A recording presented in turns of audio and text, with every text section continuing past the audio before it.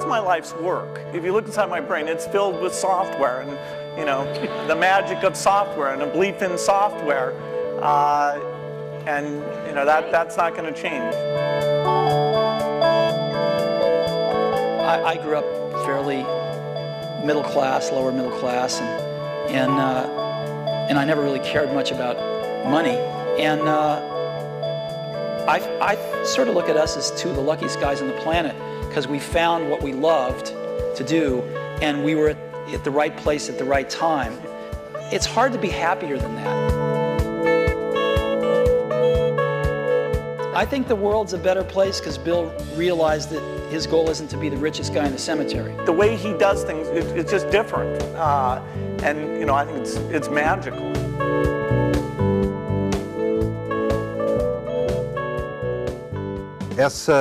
Essa conversa entre Bill Gates e Steve Jobs acontece no segundo semestre de 2007. O Jobs estava de volta à Apple fazia 10 anos, mais ou menos, e o Gates estava a 1 ano de se aposentar definitivamente e ir para a filantropia. Os dois já eram empresários de notado sucesso, a Apple ainda não era maior que a Microsoft. A relação deles tinha sido sempre uma relação meio áspera, um às vezes precisava do outro, isso aconteceu em vários momentos. Todo mundo queria ver esse encontro. Bill Gates é o sujeito que inventou a indústria do software. E de certa forma, Steve Jobs, junto com o sócio dele, Steve Wozniak, são os dois caras que inventaram a indústria do computador pessoal. O computador pessoal só faz sentido se você tem programas, e programas, evidentemente, só fazem sentido se pessoas estão comprando computadores. E, de repente, você tem esses dois sujeitos, é claro que outras pessoas contribuíram, mas, de repente, você tem esses dois sujeitos que representam tanto e que, nesse momento, em 2007, já estavam no pico das suas carreiras, ainda extremamente produtivos. De repente, vocês têm os dois se encontrando com tanta história para contar, com tantas brigas nos seus passados. Como é que eles vão reagir? Estava todo mundo muito ansioso para ver a entrevista. E eu acho que a maior surpresa para todos os observadores é que eles se trataram bem, eles estavam nostálgicos, eles estavam gostando de ter aquela conversa, quase que uma conversa informal mesmo, entre duas pessoas que se conhecem há muito e estão falando sobre o passado. Let's get started. I wanted to ask, there's been a lot of like mano a mano catfight kind of thing in a lot of the blogs and the press and stuff like that. And we wanted to, the first question I was interested in asking is what you think each has contributed to the computer and technology industry, starting with you, Steve, for Bill, and vice versa. Well, you know, Bill built the first software company in the industry. And I think he built the first software company before anybody really in our industry knew what a software company was, except for these guys. And that was huge. That was really huge. And the business model that they ended up pursuing turned out to be the one that worked really well, you know, for the industry. Mm-hmm. So I think, but the biggest thing was Bill was really focused on software before almost anybody else had a clue that it was really the software. That's what I see. I mean, a lot of other things you could say, but that's the high order bit. And I think building a company is really hard. And it requires your greatest persuasive abilities to hire the best people you can and keep them at your company and keep them working, you know, doing the best work of their lives, hopefully. And Bill's been able to stay with it for all these years. So, Bill, how about the contribution of Steve and Apple? Well, first I want to clarify, I'm not fake Steve Jobs.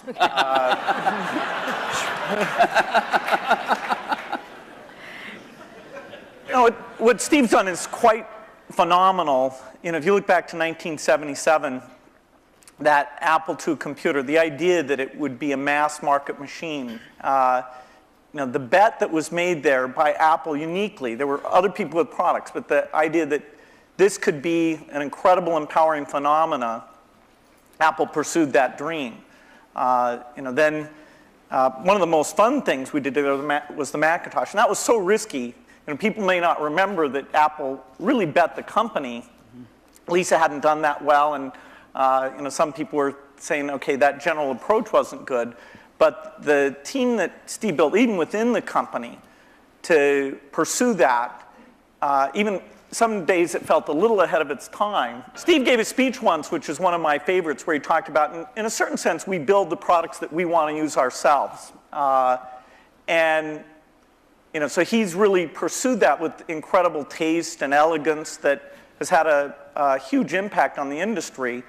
And his ability to always come around and figure out where that next bet should be has been phenomenal. Apple literally was failing when Steve went back and reinfused the innovation and risk-taking that have been phenomenal. So the industry's benefited immensely from his work. We've both been lucky to be part of it, but I'd say he's contributed as much as anyone.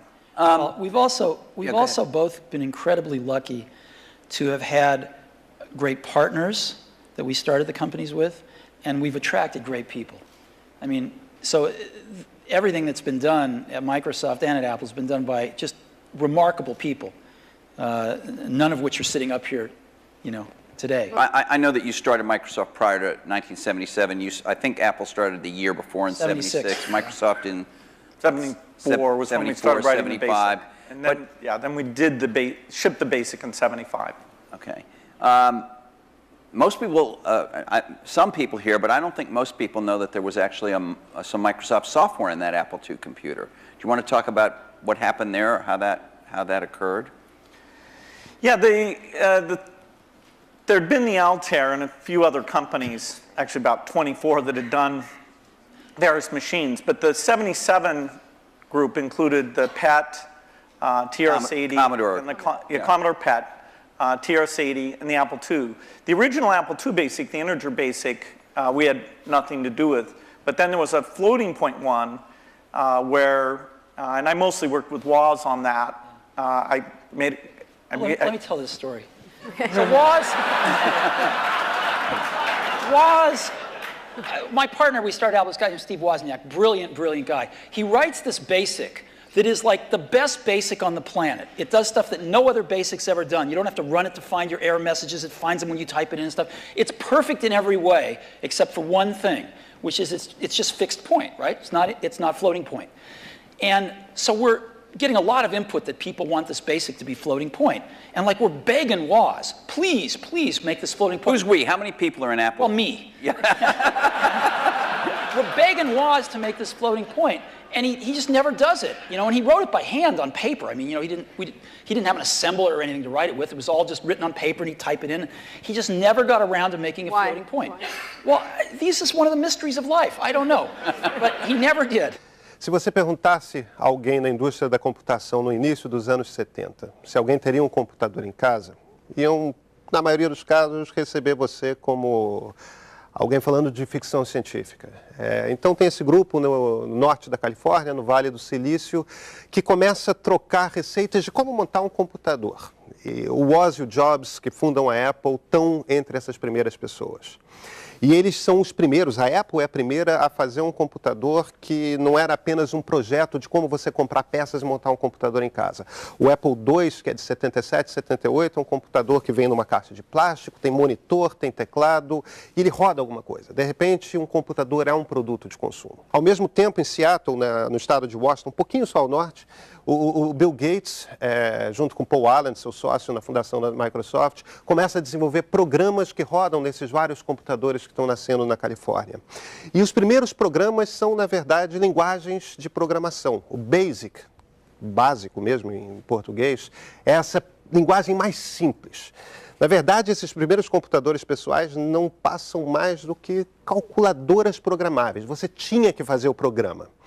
E a Microsoft começa a estourar dessa forma. Se alguém pode te vender um computador, alguém também pode vender para você um software que te permite fazer o que você quiser com o computador. Ou ao menos o que você quer nos limites de finais dos anos 70. Microsoft had this very popular, really good floating point basic that we ended up going to them and saying, help. And how much was I think you were telling us earlier? That was $31,000. That Apple paid you for that. The floating point basic. And I flew out to Apple. I spent 2 days there getting the cassette. The cassette tapes were the main ways that people stored things at the time. Right. And, that was fun. I think the most fun is later when we worked together. Well, on the what was the most Macintosh. fun? Tell the story about the most fun that was later. Well, Steve can probably start it better. The team that was assembled there to do the Macintosh was a very committed team. And there was an equivalent team on our side that just got totally focused on this activity. Jeff Harbers, a lot of incredible people. And we really had bet our future because on the Macintosh being successful, and then hopefully graphics interface in general being successful, but first and foremost, the thing that would popularize that being the Macintosh. And so we were working together, the schedules were uncertain, the quality was uncertain, the price. When Steve first came up, it was going to be a lot cheaper computer than it ended up being, but that was fine. So you worked in both places, in both? Well, we were in Seattle, and we fly down there. But Microsoft, if I remember correctly, from what I read, wasn't Microsoft one of the few companies that were allowed to even have a prototype of the Mac at the time? Well, what's interesting, what's hard to remember now, is that Microsoft wasn't in the applications business then. They took a big bet on the Mac because this is how they got into the apps business. I mean, Lotus dominated the apps business on the PC back then. Right, we had done just Multiplan, which was a hit on the Apple II. And then Mitch did an incredible job betting on the IBM PC, and 123 came in and, ruled that part of the business. So the question was, what was the next paradigm shift that would allow for an entry? WordPerfect, we had Word, but WordPerfect was by far the strongest in word processing, DBase, and database. Well, you said you had decided that it was destructive to have this competition with Microsoft. Now, obviously, Apple was in a lot of trouble, and I presume that there was some tactical or strategic reason for that, as well as just wanting to be a nice guy, right? I mean, Apple was in very serious trouble, and what was really clear was that if the game was a zero-sum game where for Apple to win, Microsoft had to lose, then Apple was going to lose. But a lot of people's heads were still in that place. Why was that from your perspective? Well, a lot of people's heads were in that place at Apple, and even in the customer base, because Apple had invented a lot of this stuff, and Microsoft was being successful, and Apple wasn't, and there was jealousy and this and that. There was just a lot of reasons for it that don't matter. But the net result of it was there were too many people at Apple and in the Apple ecosystem playing the game of, for Apple to win, Microsoft has to lose. And it was clear that you didn't have to play that game, because Apple wasn't going to beat Microsoft.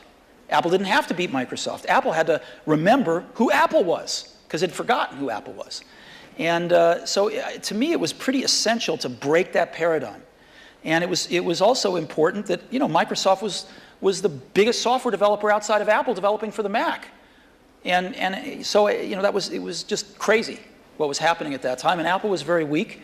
And so I called Bill up and we tried to patch things up. Então, de repente, em 97, os interesses desses dois sujeitos que brigaram por tanto tempo confluem. Confluem por quê?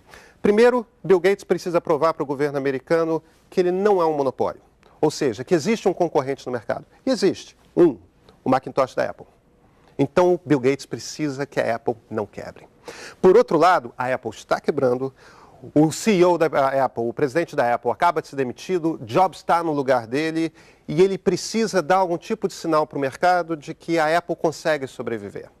Como que a Apple consegue sobreviver? Se uma grande empresa, se o homem mais rico do mundo se compromete em escrever programas para a Apple e mais do que isso, investir. Então o próprio Gates investe $100 mil na Apple. Em 97, eles fazem esse acordo, é um acordo que ninguém esperava, e esse acordo é anunciado, o investimento da Apple, o investimento da Microsoft, o compromisso da Microsoft em desenvolver programas para a Apple. De repente, os dois interesses confluem, é sobre isso que o Jobs está falando agora. And since that time, we've had a team that's fairly dedicated to doing the Mac applications, and they've always been treated kind of in a unique way so that they can have a pretty special relationship with Apple. And that's worked out very well. In fact, every couple years or so, there's been something new that we've been able to do on the Mac. And it's a great business for us. And it's actually, the relationship between the Mac development team at Microsoft and Apple is a great relationship. It's one of our best developer relationships.